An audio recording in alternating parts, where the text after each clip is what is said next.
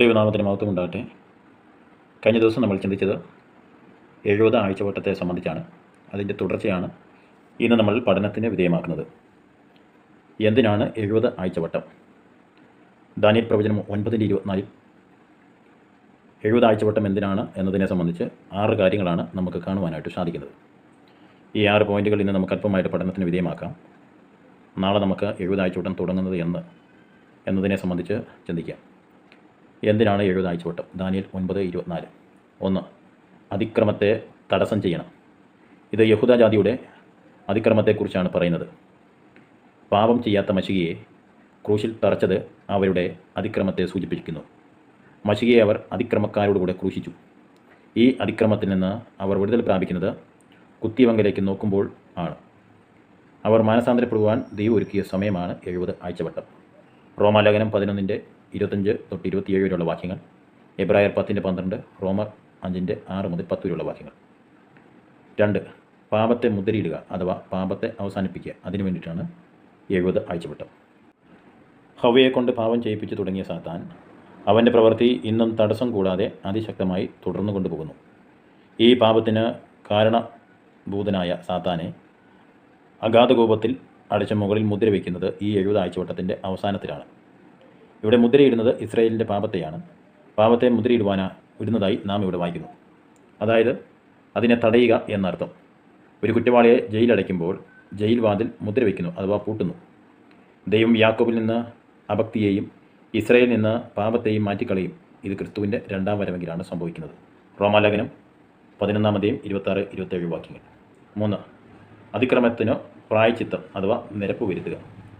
സർവ്വലോകത്തിൻ്റെയും അഥവാ മനുഷ്യവർഗത്തിൻ്റെ പാപത്തിന് പരിഹാരമായി യേശുക്രിസ്തു കാൽവറിയിൽ മരിച്ചു എങ്കിലും യഹൂദിനോടുള്ള ബന്ധത്തിൽ അവരുടെ പാപം ഇന്നും നിലനിൽക്കുന്നു. കാരണം അവർ യേശുവിനെ രക്ഷകനായി സ്വീകരിക്കാത്തതിനാൽ.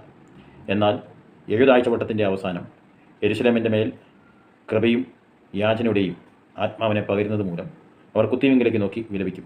അന്നാളിൽ ദാവീദ് ഗൃഹത്തിനും യെരുശലേം നിവാസികൾക്കും പാപത്തിൻ്റെയും മാലിന്യത്തിൻ്റെയും പരിഹാരത്തിനായി ഒരു ഉറവ തുറക്കും. അകൃത്യമെന്ന് പറഞ്ഞാൽ ദുഷ്ടത, അനീതി അതിയായവയാണ്. യെശയ്യാവ് 53:6. യേശു ഇതെല്ലാം ഏറ്റെടുത്തുകൊണ്ട് യേശുവിനെ സ്വീകരിക്കുന്ന യഹൂദനും ജാതീനുമെല്ലാം സഭയുടെ അംഗമത്രേ. ഗലാത്യർ 3:26-28 വരെയുള്ള വാക്യങ്ങൾ, കൊലോസ്യർ 3:10-11 വാക്യങ്ങൾ, സക്കറിയാവ് 13:1. 4. നിത്യ നീതി വരുത്തുക. യേശുക്രിസ്തു സഹസ്രാബ്ദ വാഴ്ച ആരംഭിക്കുന്നതുവരെ ഭൂമിയിൽ ശാശ്വതമായ നീതി നിവർത്തിക്കപ്പെടുകയില്ല. ഇസ്രായേലിൻ്റെ അതിക്രമം തീരുകയും പാപം അവസാനിക്കുകയും ചെയ്തെങ്കിലേ നിത്യനീതി നടപ്പാക്കുകയുള്ളൂ. അന്ന് യഹോവ ഇസ്രായേൽ ഗൃഹത്തോട് പുതിയ ഒരു നിയമം ചെയ്യും. യിരെമ്യാവ് 31:33-34 വാക്യങ്ങൾ. 5. ദർശനവും പ്രവചനവും മുദ്രയിടണം. ദാനിയേലും യോഹന്നാനുമൊക്കെ ദർശനങ്ങൾ ദർശിക്കുകയും പ്രവചിക്കുകയും ചെയ്ത കാര്യങ്ങളെല്ലാം മഹോദരകാലത്തിൻ്റെ അവസാനത്തോടെ പര്യവസാനിക്കും. പിന്നെ അതിൻ്റെ ആവശ്യമില്ല. ദർശനത്തിൻ്റെയും പ്രവചനത്തിൻ്റെയും എല്ലാം കേന്ദ്രബിന്ദു യേശുക്രിസ്തുവിൻ്റെ ഈ ഭൂമിയിലെ ഭരണമാണ്. അത് നടപ്പിൽ വന്നാൽ പിന്നെ ദർശനത്തിൻ്റെയും പ്രവചനത്തിൻ്റെയും ആവശ്യമില്ലാതെ മുദ്രയിടും. പൂർണ്ണമായത് വരുമ്പോൾ അംശമായത് നീങ്ങിപ്പോകും. 1 കൊരിന്ത്യർ 13:8 മുതൽ 10 വരെയുള്ള വാക്യങ്ങൾ. മഹോദരത്തിന് ശേഷമേ ദൈവം ഇസ്രായേലുമായി ബന്ധം ഉണ്ടാകുകയുള്ളൂ. ദർശനം പ്രവചനം മുഖ്യമായി യഹൂദിന് മാത്രം ഉണ്ടായിരുന്നതായി നമുക്ക് ഈ ഭാഗത്തുനിന്ന് മനസ്സിലാക്കാം. എല്ലാ പ്രവചനവും ദർശനവും പൂർത്തീകരിക്കപ്പെടുമ്പോൾ പിന്നീട് ആവശ്യമില്ല. അവ സംരക്ഷണത്തിനായി മുദ്രവയ്ക്കുന്നു. 6. അതിപരിശുദ്ധമായതിനെ അഭിഷേകം ചെയ്യാൻ. ഇത് യേശുക്രിസ്തു ആണെന്നും അവൻ്റെ സ്നാന സമയത്ത് പരിശുദ്ധാത്മാവിനാൽ അഭിഷേകം ചെയ്യപ്പെട്ടു എന്ന് പലരും വിശ്വസിക്കുന്നു. എന്നാൽ അത് ശരിയാകാൻ സാധ്യതയില്ല. അതിപരിശുദ്ധമായത് എന്നാണ് ഒരു വ്യക്തിയല്ല, ഒരു വസ്തുവിനെയാണ് ആ വാക്ക് സൂചിപ്പിക്കുന്നത്. ആയതിനാൽ അതിപരിശുദ്ധമായത് സഹസ്രാബ്ദത്തിലെ ദൈവാലയം ആയിരിക്കാനാണ് സാധ്യത. യെഹെസ്കേൽ 41:1-42-20 വരെയുള്ള വാക്യങ്ങൾ. അതിൻ്റെ നിർമ്മാണം ഭാവിയിൽ സംഭവിക്കാനിരിക്കുന്നതേയുള്ളൂ. യെഹെസ്കേൽ പറഞ്ഞിരിക്കുന്ന സഹസ്രാബ്ദത്തിൽ നടക്കുന്ന കാര്യമാണ്.